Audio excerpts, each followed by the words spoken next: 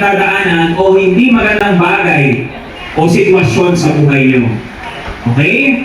There is a reason for that. Sabi nga ni Tony G sa kanyang programa na Tony Talks, God will destroy all of your plans because He knows that it will destroy you. And always remember, kapag hindi yan dumaan sa kamay ng Diyos, hindi yan mabuti at hindi yan ibibigay sa iyo. Kung nahihirapan ka, kung nag-struggle ka, may paparating na malaking blessing. Remember, the greater the testing, the bigger the blessing. Habang umakit ka sa corporate ladder, dumadami ang kalaban mo. The higher the levels, the bigger the levels. Everybody say GFA. GFA. Ang ibig sabihin nun, God first always. Now, tingnan nyo nga yung katabi nyo ngayon. Masaya ba kayong katabihan? Yes! Hindi! Ngayon, ito yung gusto kong tandaan ng bawat isang empleyado ng PhilPro.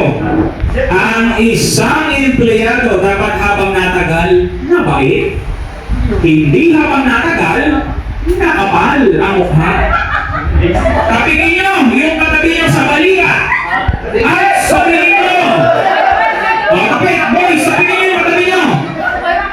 At sabihin nyo sa katabi nyo, kapatid, magbago ka na. Okay. Now, magbago ka na. Tandaan ninyo, okay, ito yung gusto kong ituro sa bawat isa. No one is irreplaceable. Tandaan nyo yan. Everybody repeat after me. Please say the word teachable. Dapat lahat kayo ay teachable. Ang isang tao, pag hindi na teachable at willing to learn, hindi na willing to learn, may sakit yun. Alam nyo ba ang sakit? Everybody say Messiah complex.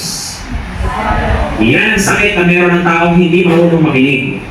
Kasi ang tingin mo sa iyong sarili, ikaw ang pinakamagaling. Ikaw ang pinakamalupit at pinakamahusay. Pero, ikaw pala naman ang pinakamulok. Mataas lang ang tingin mo sa sarili mo kasi yun ang pagkakaalam mo. Bukod sa Messiah complex, it's either Messiah kasi tagapagligtas. Baka ikaw ay Messiah o Messiah. CJ